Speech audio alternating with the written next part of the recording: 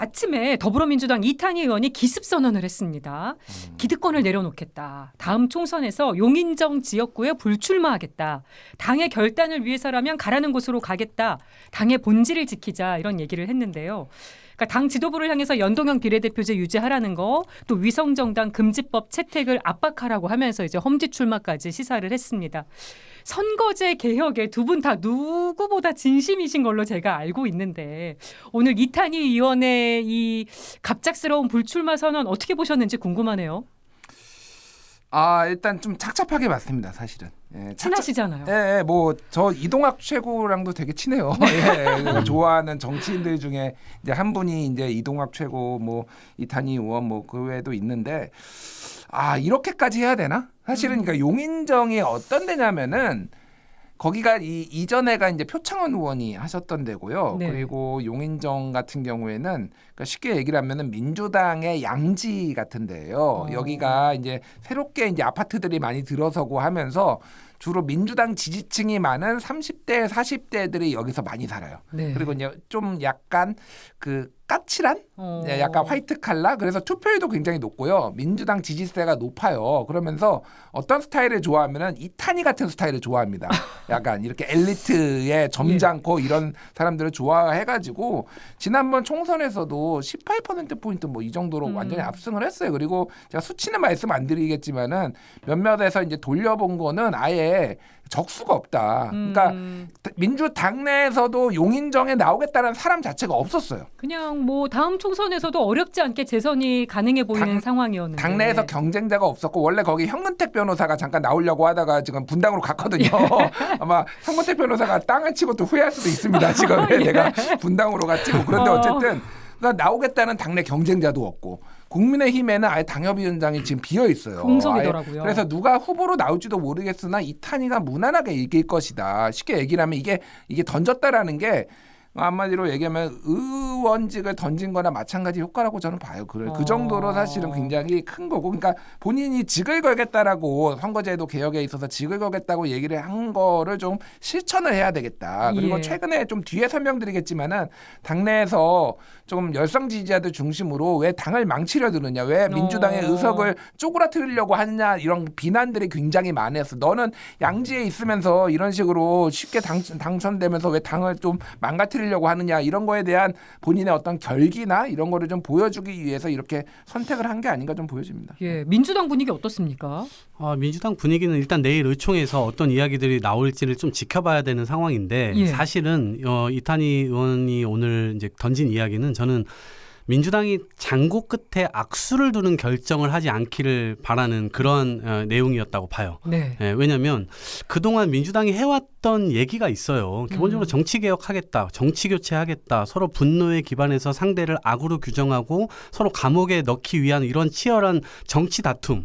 그러니까 실제 여기에서 미래는 사라지고 민생도 사라지고 실제 정치라고 하는 건 타협이고 그 테이블 안에 같이 마주 앉아서 결과를 내는 거잖아요. 근데 그런 결과를 내지 않고 오로지 그냥 검찰 수사에 맡기고 사실상 검찰이 그냥 정치를 하게 되는 지금의 이 상황 이거를 이재명 대표 역시도 지난 대통령 선거 후보 때부터 정치 교체를 하겠다. 미래 세대에게 이런 정치를 물려주지 않겠다라고 하면서 우리가 이기든 지든 이 문제는 우리가 책임지고 하겠다라고 했던 거예요. 근데 이게 지금 언행이 또 불일치될 또 위협에 또 처해지게 된 거잖아요. 지금 이재명 대표와 지도부의 침묵이 좀 길어지고 있습니다. 그렇죠. 이게 그 민주당 대선 때 공약이기도 하잖아요. 네, 그러니까 확실하게 병리평으로 돌아간다는 지도부의 방침이 나온 것은 아니지만 침묵이 길어지면서 설마 이걸 이렇게 가는 거 아니야? 병리평으로 가려는 거 아니냐 이런 얘기가 특히나 나와요. 지난번 의총 때는 친명으로 해석될 수 있을 만한 분들이 나와서 이거 어쩔 수 없는 거 아니냐라는 발언을 했다고 하는 거예요. 그러니까 이제 그 시그널이 결국에는 지도부 역시도 그쪽으로 가는 거 아니냐라고 하는 우려가 이제 기본적으로 있었고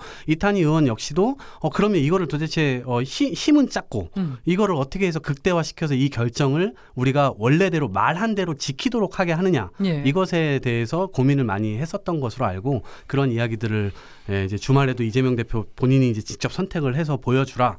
그리고 오늘 그 얘기를 했던 것 같습니다. 민주당 지도부의 침묵이 길어지고 있는 거 에디터님은 어떻게 보세요? 뭐 현실적으로 저는 이해를 합니다. 그러니까 왜 그러냐면은 침묵이 길어질 수밖에 없는 게 이거에 대해서 정무적으로 고려를 해야 될 부분이 굉장히 많은 것 같아요. 사실은 이제 선거제도라는 거는 원래는 법상으로는 선거 치르기 1년 전에 이제 확정이 돼야 되거든요. 그래서 올해 4월 달에 이미 됐어야 돼요. 지금 너무 많이 지나버렸어요. 예, 근데 그 법을 1년 전에 확정하는 거는 지킨 사례가 없습니다. 역대 또. 그냥 하죠. 급조돼서 사실은 막 해요. 급해지면은 막. 네. 2020년 총선 때도 마찬가지였습니다. 그때 막 패스트 트랙 태워가지고 막 이렇게 막판에 막 확정되고 막 그리고 연말에 확정되고 그랬습니다. 그래서 저는 이제 여러 가지 정무적으로 고려를 해야 될 게 많으니까 이제 그렇게 조금 지도부의 침묵이 좀 길어지는 거는 이해를 합니다. 다만 이제 조만간 결단을 좀 내려야 될 상황이 온 것 같아요. 그래서 네. 내일 이제 의원총회가 좀 민주당 의원총회가 열리고 여기서 경론이 오갈 거로 예상이 되는데 최근에 이제 언론 보도 나온거나 이렇게 민주당의 어떤 지도부의 어떤 분위기가 이제 병립형으로 회귀를 하겠다. 그러니까 네. 국민의힘이 원하는 쪽으로 가겠다. 뭐 이런 식으로 이제 굉장히 많이 나오니까 이거를 조금 위기감을 느끼거나 이걸 막아야 되겠다라고 하시는 분들이 좀 늘어난 것 같아요. 그래서 네. 어떤 선택을 할지는 모르겠으나 어쨌든 조금 뭐 복잡하게 좀 양상이 돌아갈 것 같아요. 지금 분위기를 보면은. 예. 예. 뭐 이탄희 의원도 그렇고 이제 민주당에서 많은 의원들이 이제 연동형 비례대표제를 유지해야 된다고 기자회견도 하고 촉구를 했던 이유가 이 거대 양당 구도를 탈피해 보자 이런 목소리가 있었던 거잖아요. 그래서 이 양당 구도의 문제점 또 누구보다 세게 비판해온 분이기도 하세요. 어떤 게 가장 큰 문제라고 보십니까? 그러니까 일단은 절대적으로 옳거나 절대적으로 틀린 제도는 없어요. 그러니까 전 세계에 한 200개 국가가 있는데 200개 국가의 선거제도나 정치제도가 다 다릅니다. 예. 미묘하게 다 달라요. 그래서 그 나라에 맞는 방식을 채택해서 거기에서 점점 개선해 나가는 겁니다. 저는 이 양당제도의 장점이라는 거를 우리가 또 볼 필요가 있어요. 양당제도는 쉽게 얘기를 하면은 진영 대 진영이 결집을 해가지고 무언가 저쪽 진영을 누르고 이쪽 진영이 권력을 잡고 이런 거에 최적화되어 있는 거예요. 그러니까 이게 예를 들면은 반독재 투쟁을 한다든지 이런 네. 때는 뭐 그 집권당에 반대해가지고 독재 세력에 반대를 해가지고 이쪽을 총집결해야죠. 네. 이게 이제 양당제 같은 경우에는 이런데 좀 최적화돼 있거든요. 이제 그게 이제 지금의 상황하고 맞느냐 이거를 우리가 좀 고민해볼 필요가 있는 거예요. 그러니까 양당제로 귀결이 될 수밖에 없는 거는 그렇게 해야지만 되니까 점점점 수렴이 되고 이제 소선거구제가 유지가 되니까 그런 건데 쉽게 얘기를 하면은 이 국민의힘 계열 보수정당하고 민주당 계열하고 다 잡아봤어요. 한 3번씩, 3-4번씩 잡아봤잖아요. 대한민국 정치가 나아졌느냐. 그러니까 이거예요. 그러니까. 쉽게 대답하기 힘들어요. 예, 그러니까 제가 진짜 단도직입적으로 좀 여쭤보고 싶은데 윤석열 정부에서 행복하십니까? 하나 물어보고 싶고요. 또 하나는 민주당이 180석 해가지고 그러면 속이 후련하셨습니까? 예, 대한민국이 나아졌습니까? 예. 민주당 180석으로 뭐 했는지 제가 그 유권자분들한테 한번 기억나는 게 있는지 민주당이 180석을 해가지고 이걸 여쭤보고 싶어요. 무슨 얘기냐면은 이 양당제 특징이 있어요. 아무리 한쪽이 작아도 그리고 한쪽이 막 180석까지 가지고 있어도 이거는 반대당이 잡으면은 이거를 반대당이 버티거나 잡으면은 완전 무위로 돌릴 수 있습니다. 그거가 이제 대표적인 게 예를 들면은 민주당에서 검수완박 뭐 이제 검찰의 수사권 예, 기소권 처리할 분리 요거를 이제 법에 통과시켰잖아요. 예. 그냥 무력화시켰어요.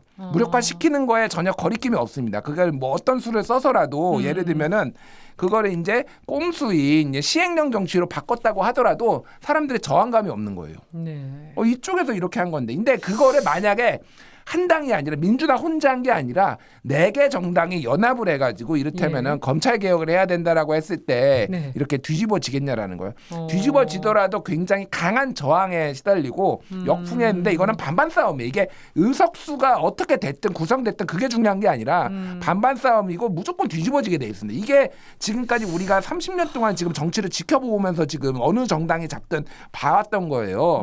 그러니까 제가 민주당이 뭐 못하다, 뭐 국민의힘이 더 더 무능하다, 뭐 이런 류의 얘기를 하려는 게 아니라 네. 지금 대한민국은 이 과제가 뭐냐면은 이제 어느 한 당에 잡아가지고 더 나은 정치가 아니라 최대한 많은 정파들이 세력들이 합의를 해가지고 문제를 해결을 하는 게 제일 중요한 거예요. 그렇게 많은 정당들이 들어올 수 있게 하는 게 더 중요하다. 그러니까 다수가 합의를 한 거는 안 뒤집어집니다. 쉽게 얘기를 하면 자 연금 개혁을 하는데 좌파적 기획과 우파적 기획이 그렇게 차이가 많이 나나요? 그러니까 그냥 합의를 하면 돼. 국민의 60에서 70%가 합의를 하면 되는데 연금 개혁도 그냥 반반 싸움이에요. 모든 게 다 정쟁화가 됩니다. 이 양당제에서. 그러니까 양당제가 지금 틀린 게 아니라 지금의 현 정치 상황에서는 양당제가 문제를 해결하기에 최악의 지금 제도다. 그러니까 다당제가 돼야 된다라고 지금 말씀드리고 제가 하나만 말씀드릴게요. 지금 2021년 말에 외환보유고하고 지금 외환보유고하고 얼마나 지금 줄어들었는지 아세요? 얼마나 줄었습니까? 500억 달러가 줄었어요. 지금. 네, 500억 달러가 한국 돈으로 65조 원이 지금 증발했습니다. 이거 아시는 분 아무도 없어요. 다 정치 얘기에 가려져서. 네, 이게 지금 얼마나 그러니까 환율 방어하고 지금 수출이 부진해가지고 지금 외환보유고가 계속 나가고 있어요. 그래서 지금 전체 한 12% 정도가 날아가 버렸습니다. 지금 우리나라 가지고 4,400억 정도 가지고 있었는데 4천 초반대로 날아갔어요. 이렇게 20년만 지나면은 외환위기 옵니다. 물론 20년 동안 이러지는 않겠지만 이렇게 중요한 문제를 아무도 얘기를 안 해요.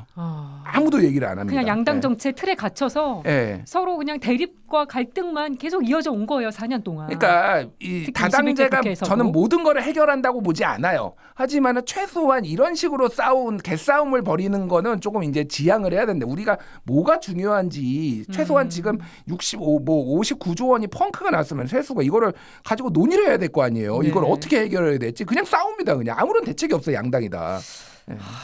그리고 이동학 전 최고위원님도 청년 정치인들하고 요 양당 구도 관련해서 성명서도 내시고 이탄희 의원 주장에 힘도 보태셨던 걸로 알고 있습니다.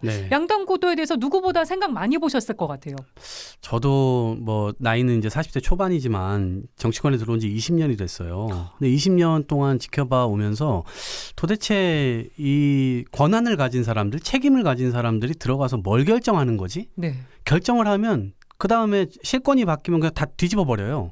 그러니까 이거를 과거에 노무현 대통령께서는 정치를 하고 난 다음에 물을 가르고 온 것 같다. 이 얘기를 하시거든요.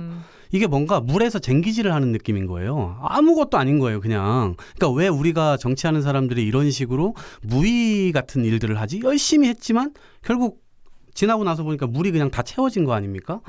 이런 상황을 계속해서 반복하는 것 자체가 되게 바보 같은 일이다. 그리고 제도라고 하는 건 김준일 대표께서 말씀하신 대로 완벽한 게 있을 수가 없죠. 부족해요. 근데 그 제도가 만들어지고 난 다음에 수십 년이 지났어요. 이제는 이거를 너무나 잘 활용하는 거예요. 오히려 이걸 활용해가지고 오히려 이제 적대적 공생관계라고 하는 것이 짱짱하게 그냥 딱 짜여진 거예요. 그래서 어떤 합의나 이런 것들을 위해서 노력하는 게 아니라 all or nothing. 그냥 내가 차지하면 모든 걸 다 차지하는 거야.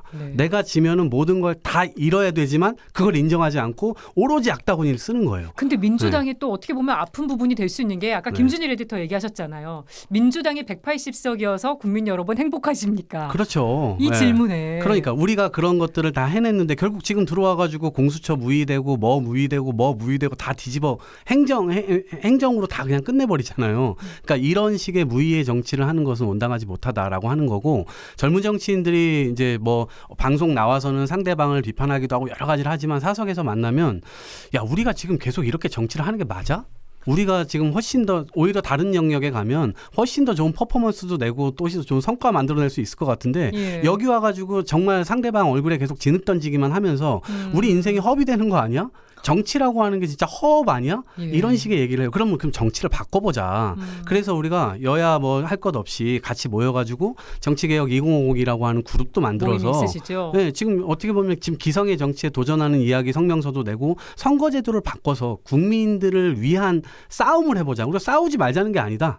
그냥 진흙 던지기 싸움 말고 실제 국민의 삶을 다루는 이를테면 대통령께서 노동개혁, 연금개혁, 교육개혁을 던지셨는데 이 부분에 대해서 이견이 있을 거 아닙니까 당연히.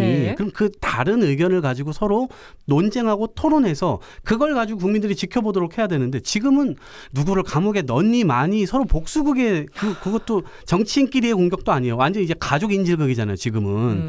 이게 완전히 비정한 정치인들의 이해관계 당리당략 이걸로만 지금 가고 있기 때문에 완전히 국민의 삶과는 논점이 이탈돼 버린 거예요. 그래서 이 부분에 대해서 신물 난다. 이거 좀 바꿔보자. 예. 이 얘기를 지금 1년째 넘게 지금 저희가 외쳐왔고 어떻게 보면 지금 이제 목전에 또 다다른 상태다 보니까 저희들도 지금 굉장히 귀추를 좀 주목하고 있는 상태입니다. 네. 또 어떻게 보면 정치 경험이 짧은 윤석열 대통령이 당선될 수 있었던 것도 이런 양당 구도 속에서 가능했던 게 아닌가 그렇죠. 싶기도 하거든요. 그렇죠. 그러니까 양당 구도 하나 그리고 정치 혐오 하나. 예. 사실은 이재명 대표 뭐 이제 야당 지금 대표도 하시고 훌륭하지만은 의회 활동을 대선 후보 되기 전에 한 번도 안 했어요. 사실 이제 예. 지자체장만 했는데 우리나라 역사에 이제 쿠데타 뭐 일으킨 분들 빼놓고는 예. 사실은 다 의회에서 유구하게 국회의원 이제 경험이 있었죠. 하고 거기에서 정당 정치를 했던 건데 점점 이제 이런 소위 말해서 쌈박질만 하는 게 이제 꼴 보기 싫으니까 이제 메시아 정치 이제 구세주를 찾는 거예요. 네. 누가 오면은 이거를 싹 쓸어버리고 이렇게 새롭게 조금 정치를 개혁해야 된다. 이게 미국에서도 양당자에서 이제 나타나서 트럼프를 찾는 거하고 비슷한 겁니다. 그러니까 예. 정치를 한 번도 안 해본 사람 쇼 비즈니스맨이 와가지고 갑자기 지금 공화당에서도 지금 1등 달리고 있잖아요. 지금 다음 대통령 유력합니다. 지금. 그러니까 혐오 정치 속에서 오히려 기대감을 네. 갖게 만드는. 그러니까 너무 정치인데 꼴 보기 싫다. 뭐 이런 건데 이게 그냥 엉뚱한 답을 찾는 거죠. 사실은 저는 정치는 굉장한 전문 영역이라고 생각을 해요. 네. 이거를 되게 쉽게 보고 그런데 그거를 국민들이 또 너무 정치인들 꼴 보기 싫으니까 누군가한테 한 번도 안 해본 사람이 오히려 바꿀 거라고 생각하는데 이런 윤석열 대통령 저는 뭐 칭찬할 부분도 있고 아닌 것도 있지만은 지금의 윤석열 대통령이 하는 정치를 보면은 파괴의 정치다 이거는. 예, 모든 관행을 다 이제 무시하고 이런 해서 이런 정치 초보한테 맡기면 저는 안 된다고 생각을 하고 그게 누가 됐든 앞으로 이게 네. 그래서 앞으로 굉장히 훈련되고 탄탄하게 이런 네. 분들이 하려면은 먼저 대화가 되고 타협이 되는 정치 문화가 돼야 된다고 생각해요. 그게 저는 다당제라고 생각을 해요. 아까 얘기했듯이 그래야지 예. 이게 양당제가 되면은 더 센 말, 더 독한 말 하는 사람들이 주목받고 그 사람이 네. 또 더 잘 나가고 결국 대통령 되고 그런 거예요. 네.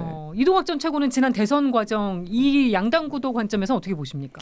그러니까 대선 과정도 윤석열 대통령의 비전이 기억나는 거 있으세요? 대선 때? 조합 빠르게가.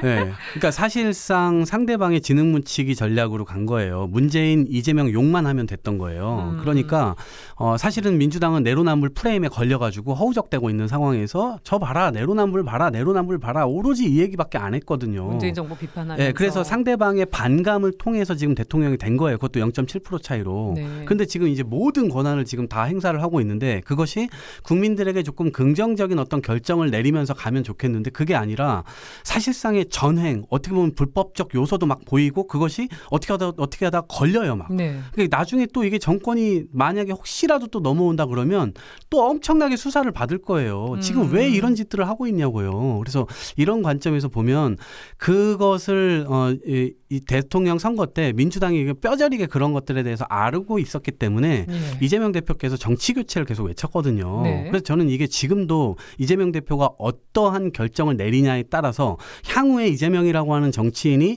정치 개혁이라고 하는 아젠다를 추가적으로 던질 수 있는지 없는지에 전 기로에 섰다고 때가 봐요. 되겠죠. 네. 왜냐하면 대통령 후보 때 정치 교체를 하겠다라고 굉장히 많은 선언을 했고 위성정당 방지하겠다 우리가 그거 잘못했다 2번이나 사과를 했고 위성정당 방지법 만들겠다 약속도 했어요. 예. 그리고 그것을 180명이나 되는 국회의원들이 의총을 열어가지고 연대 보증을 했어요. 네. 근데 지금 그거를 다시 뒤집어 엎는 의총을 내일 연다? 만약에 결과가 지금 그렇게 선택을 나온다? 앞두고 있지만 그렇게 하는 순간 저는 이재명 대표가 앞으로 대통령 후보가 또 될 가능성이 높다고 보는데 그럴 경우에 정치개혁 아젠다를 던질 수 있을까? 대한민국 정치 바꿔야 된다라고 얘기할 수 있어요? 이거 못할 거예요. 그런 후보자의 어떤 보폭을 줄이는 결정이 내일 의총에서 나오지 않길 바랍니다. 예. 이거를 국민들께서는 지켜보고 계세요. 네. 네. 지금 최대 쟁점 현안으로 떠오른 비례대표제 개편안 얘기를 해보고 있는데요. 김준일 뉴스톱 수석 에디터 또 이동학 전 민주당 최고위원과 함께하고 있습니다.